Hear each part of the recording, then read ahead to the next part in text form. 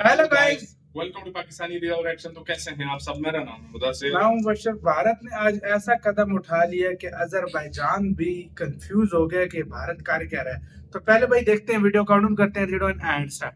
Azerbaijan को भी समझ नहीं आ रहा होगा कि भारत सरकार से कभी उनको मार पड़ती है तो कभी प्यार, यानी भारत कभी उनके खिलाफ हो जाता है तो कभी उनके लिए यूएस डॉलर्स की भरमार कर देता है। इस बार भी भारत ने अजरबैजान को कंफ्यूजन में डाल दिया है। अजरबैजान एक छोटा सा देश है और उनकी जीडीपी भी मात्र 70 से 75 बिलियन डॉलर्स है। भारत की तो 3 से 4 महीने की जीएसटी कलेक्शन भी 70 बिलियन डॉलर से ज्यादा ही हो जाती है। इंटरनेशनल पॉलिटिक्स में भी अजरबैजान काफी इनसिग्निफिकेंट देश है। इसलिए अजरबैजान जब भारत को धमकी भी देता है, कई बार तो भारत सरकार उसका कोई जवाब भी नहीं देती है। कुछ दिन पहले ही भारत ने आर्मेनिया को वेपन्स एंड एम्युनिशन की फ्रेश कंसाइनमेंट भेजी थी, जिसके बाद अजरबैजान की गवर्नमेंट और ऑफिशियल्स भारत के पीछे पड़ गए थे। अजरबैजान के प्रेसिडेंट तक ने भारत को धमकी दी थी। पाकिस्तान जाकर कश्मीर के ऊपर कमेंट भी किया था। अभी उस घटना को तो 3-4 महीने भी नहीं हुए, लेकिन फिर भी भारत की सरकार ने अजरबैजान के अंदर एक बहुत ही बड़ी इन्वेस्टमेंट की अनाउंसमेंट की है। रेफरेंस क्लैब की स्क्रीन के ऊपर द इकोनॉमिक टाइम्स के आर्टिकल का स्क्रीनशॉट है। भारत की सरकारी oil and gas company ONGC के बारे में तो आपको पता होगा, जो देश में क्रूड ऑयल और गैस के एक्सप्लोरेशन और प्रोडक्शन का काम करती है।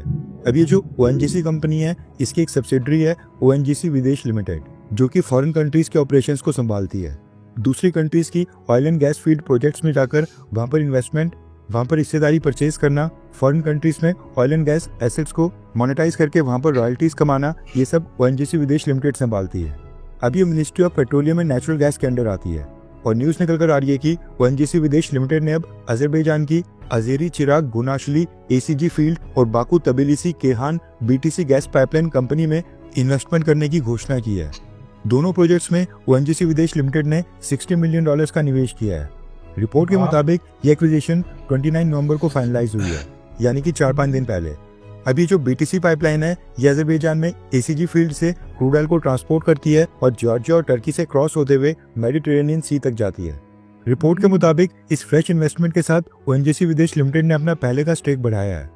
अब टोटल स्टेक एसीजी फील्ड में 2.31% और बीटीसी पाइपलाइन में 2.36% का हो गया है। खास बात यह है कि ये प्रोजेक्ट साल 2049 तक चलने वाला है। अजरबैजान के अंदर वहां पर इन्वेस्टमेंट करने में कोई प्रॉब्लम नहीं है। ये जो ओएनजीसी विदेश लिमिटेड है, इसने दुनिया की 18 कंट्रीज में ऑयल एंड गैस एसेट्स में इन्वेस्टमेंट की हुई है।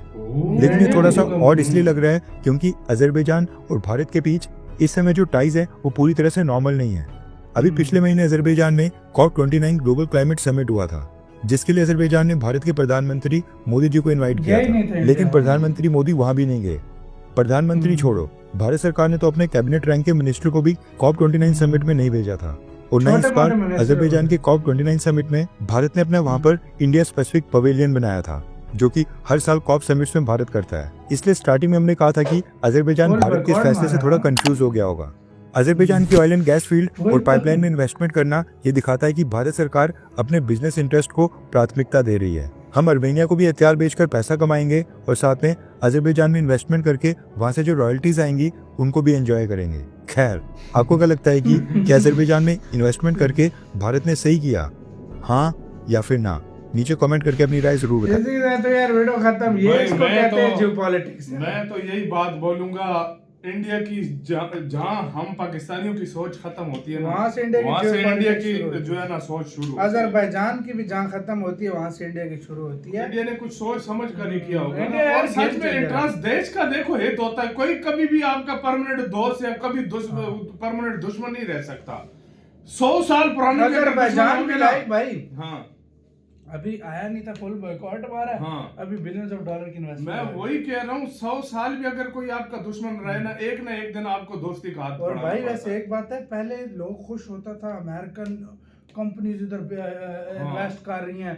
आजकल इंडिया की कंपनीज पूरी दुनिया में इन्वेस्ट कर रही हैं। दुनिया में। और स्पेशली मैंने एक बात नोट की है, इंडिया की कंपनीज को अगर तुम सारा इतिहास उठाकर देख लो ना, ऑयल रिच कंट्रीज जितनी भी हैं, इंडिया ज्यादा इन्वेस्ट ऑयल वाली फील्ड में कर रहा है भाई। इंडिया को सबसे ज्यादा उधर इन्वेस्ट कर रहा है। वो चीज बहुत बड़ी पावरफुल चीज है भाई, उसमें बहुत ज्यादा पैसा है भाई। बिल्कुल। तो फिर इंडिया जाहिर बात है करेगा तो सही बात है, ये बात तो सच है। और इंडिया जो है ना, जो इंडिया सोचता है वो हमारे दिमाग से भी परे होता है। और सच बात बताऊं, इंडिया अगर चाहे ना, इंडिया कल बहुत अच्छे रिलेशन कर दे अजरबैजान के साथ। सही बात है। लेकिन इंडिया ने फिलहाल ढील दी हुई है, चलो देखते हैं कब तक ये पंगे लेता है।